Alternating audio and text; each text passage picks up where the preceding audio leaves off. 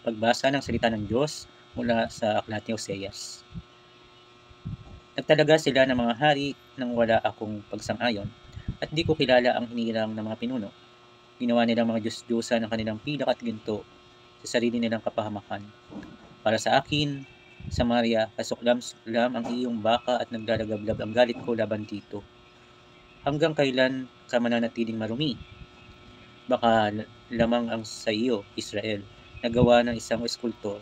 Hindi ito Diyos, kaya dudurugin ang baka ng Samaria. Naghasik sila ng hangin at mag-aani sila ng ipo-ipo. Walang butil ang mga tangkay at walang pagkain ibibigay.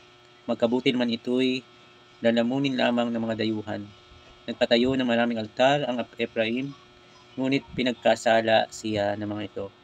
Sinulat ko para sa kanya ang maraming tuntunin ng aking batas, ngunit itinuring nila itong kakatwa. Gusto nilang maghain ng mga alay sapagkat sila ang nagsisikain ng karne. Ngunit hindi tinatanggap ni Yahweh ang mga ito, sapagkat tinatandaan niya ang kanilang kasamaan at pinarurusahan ng kanilang kasalanan. Kaya magbalik sila sa Ehipto. Mga kapunlaan salita ng Diyos. Salamat sa Diyos. Ngayon po ay Martes sa 14 na linggo sa karaniwang panahon. Amen.